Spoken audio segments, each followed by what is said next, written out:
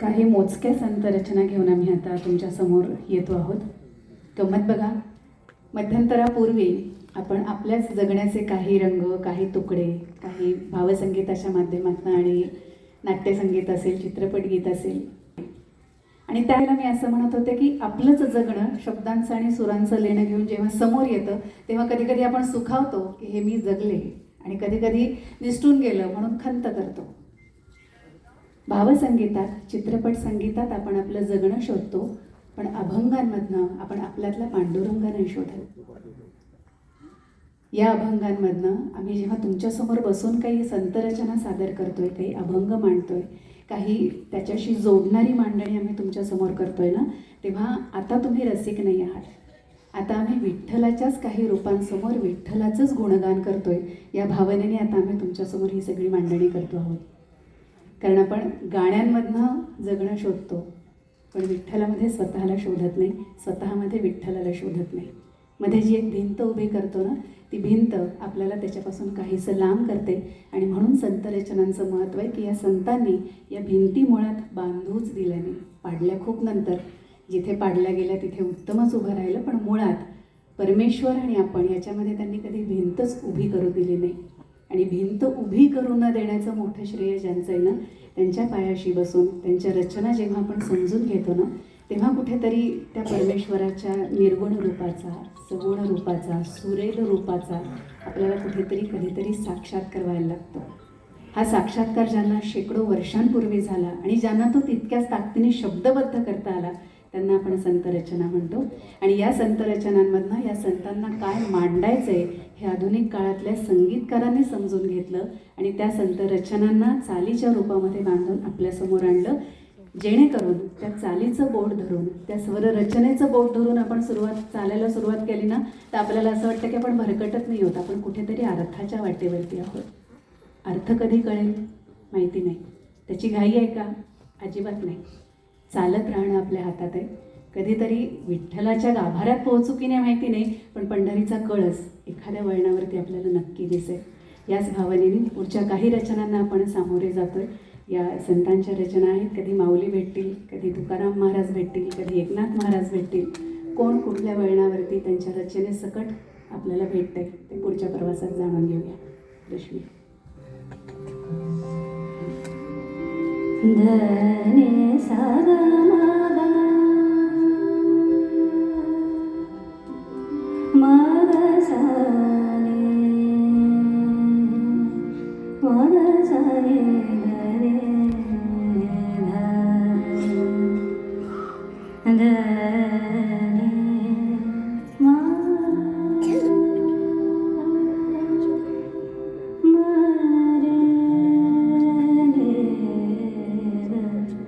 सा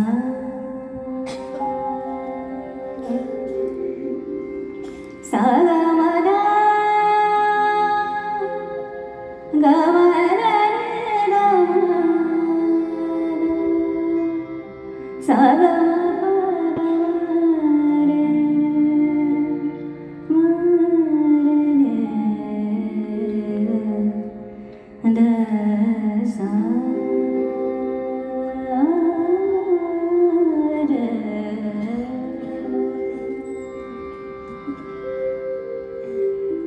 सावळे सुंदर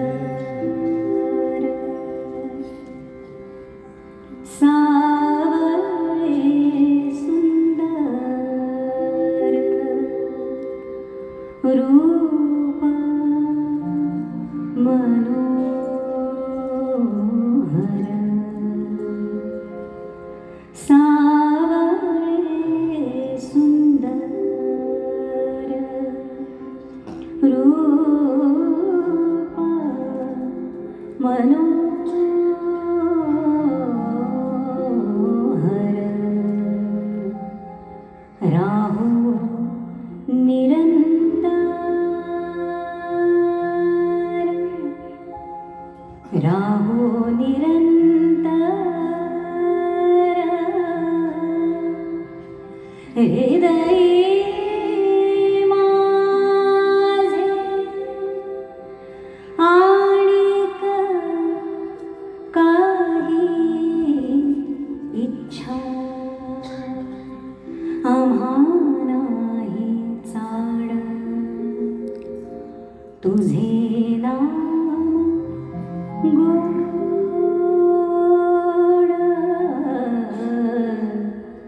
तुझे नाम गोड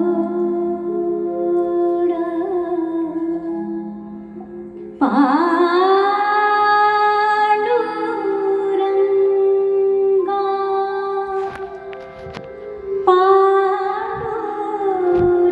पांडुरंगा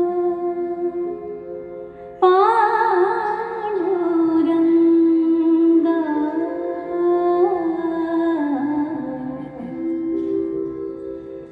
विष्णुमय जग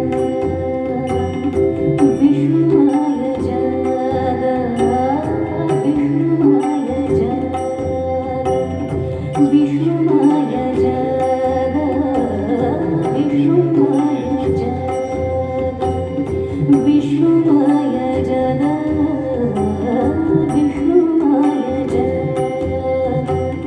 विष्णुमय जग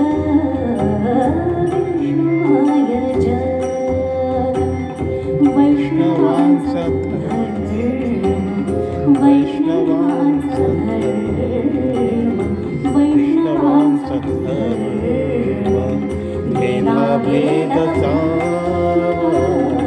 भेदाभेद मंगल विष्णुमय जग विष्णुमय जग विष्णुमय जग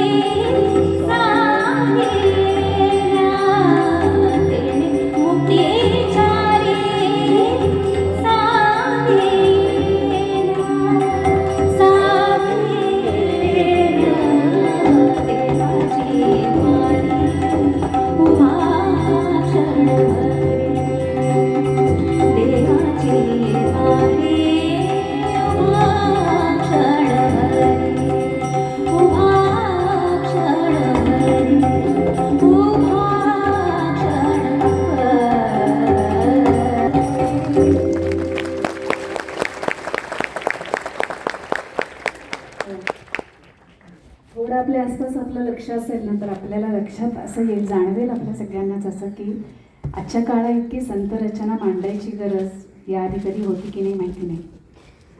खरं सांगायचं तर प्रत्येकच काळात या रचना समजावून सांगायचा एक काळ असा असणार आहे.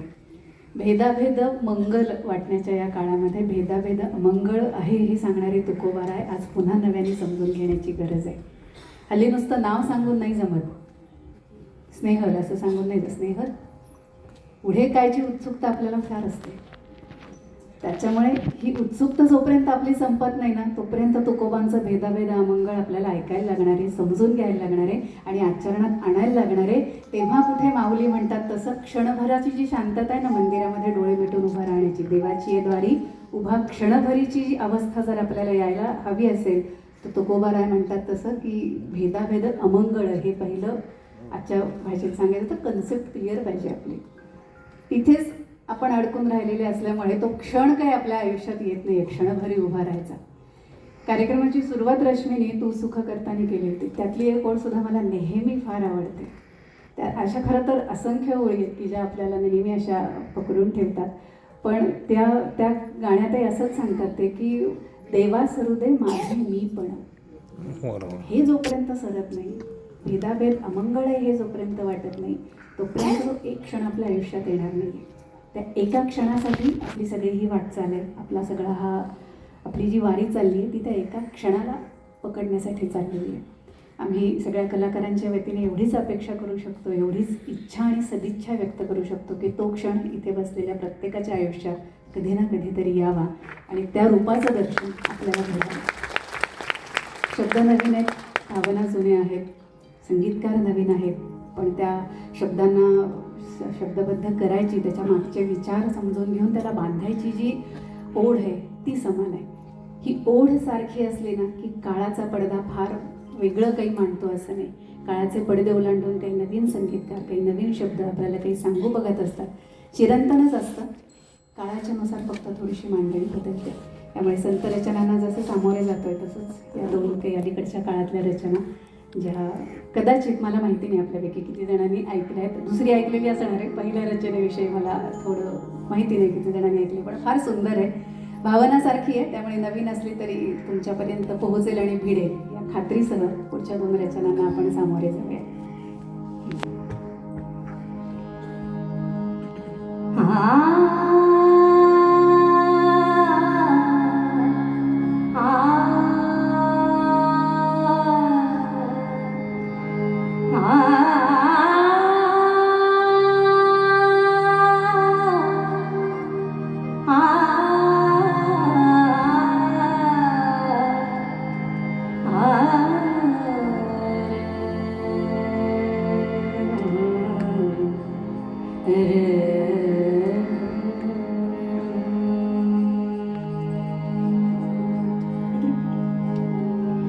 पांडुरंग नामे लागला श्रेयास, पांडुरंग नामे लागला श्रेयास, पांडुरंग नामे लागला श्रेयास, पांडुरंग नामे लागला श्रेयास.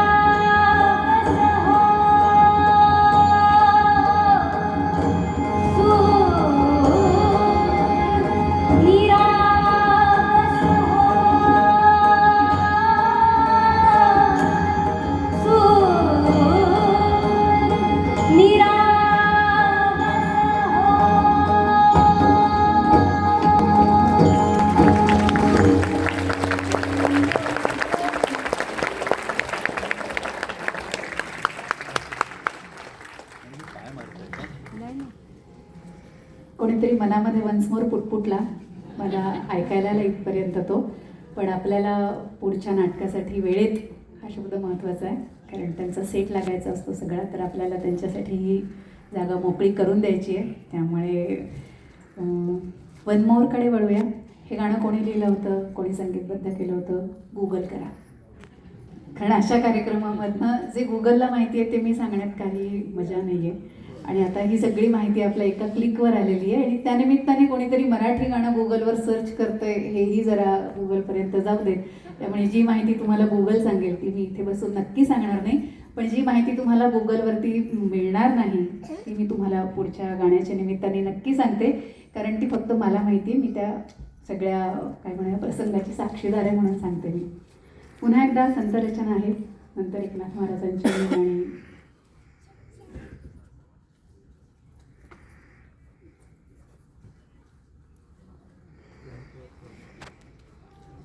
तिसरा डिलीट.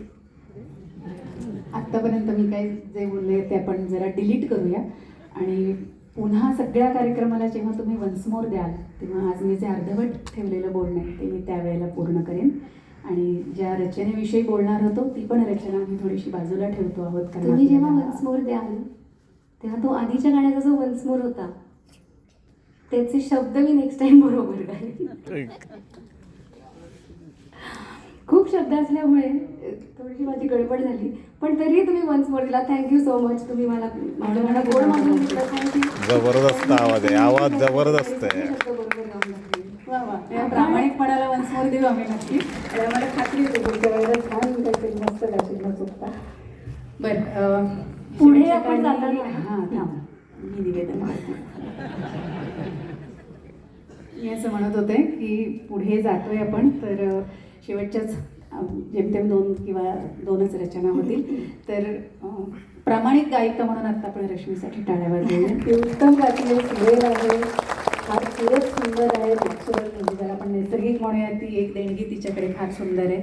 आणि पंडित रघुनंदन पणशीकरांसारख्या गुरूंचं मार्गदर्शन तिला लाभलेलं आहे, त्यांच्याकडे ती शिकलेली आहे. आणि गुरूंच्या मार्गदर्शनाने आपला हा सांगीतिक प्रवास सगळा सुरू असतो, तर ती त्यांच्याकडे शिकलेली आहे. आपल्या सगळ्यांना तिची ज्याला आपण सर्वदूर म्हणूया अशी ओळख झाली ती सूरनवा ध्यास नवाची फायनलिस्ट म्हणून ते आपल्याला परिचित आहे. आणि अशा कार्यक्रमांमधनं तिला जे काही मांडायचं आहे ती मांडण्याचा अतिशय प्रामाणिक प्रयत्न करते. आणि त्या प्रयत्नाला पुण्यात आणि एकूणच महाराष्ट्रामध्ये आम्ही आता तिच्याबरोबर कार्यक्रम करतोय, तर फार सुंदर दाद मिळते तिच्या सगळ्या सादरीकरणाला. रश्मी मोघे. रश्मीचं गाणं ज्या आमच्या सगळ्या साथीदारांशिवाय अपुरं आणि अधुरं राहिलं असतं ना, त्या गाण्याला आणि मैफिलीला पूर्णत्व देणारी ही सगळी आमची वादक मंडळी. तबल्यावरती साथ संगत करतायत नितीन शिंदे. नितीनच्या शेजारी साथ संगत करतोय प्रतीक गुजर, अलीकडच्या काळातला अतिशय आश्वासक युवा वादक. तालवाद्यांवरती आज साथ संगत करतायत सतीश येळेकर. हार्मोनियमवरचे आमचे संगतकार मित्र आहेत मंदार गोडसे.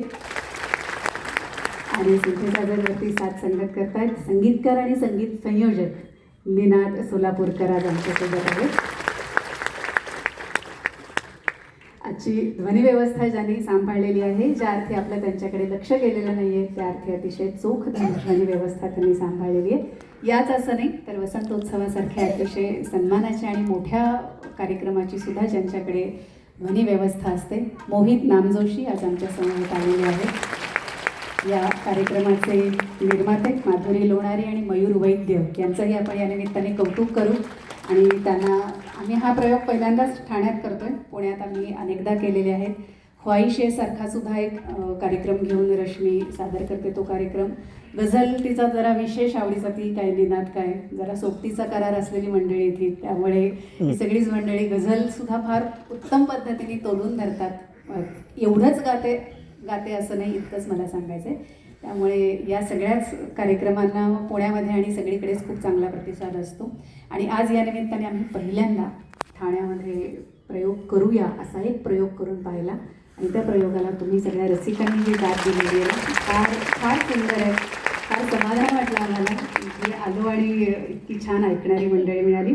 या निमित्ताने पुन्हा एकदा आयडिया टॉवर कंपनीचे MD अजित गलगली साहेब, आम्ही सारे संजय फाउंडेशनचे अध्यक्ष Sanjay Medhekar sir, TJSB bank, Ram Maruti road, Thane पश्चिम, त्याचबरोबर पितांबरी फूड शॉपिंग आणि एक पाऊल पर्यावरणासाठीचे सर्व संचालक, तुम्हा सगळ्यांचे आणि तुम्हा सर्व रसिक प्रेक्षकांचे मी या कार्यक्रमाची निवेदिका स्नेहल दामले रश्मी मोघेच्या वतीने मनापासून आभार मानते आणि शेवटच्या 2 रचना आपण इथे सादर करून एकमेकांचा निरोप घेऊया. त्यातला भारूड हा तिला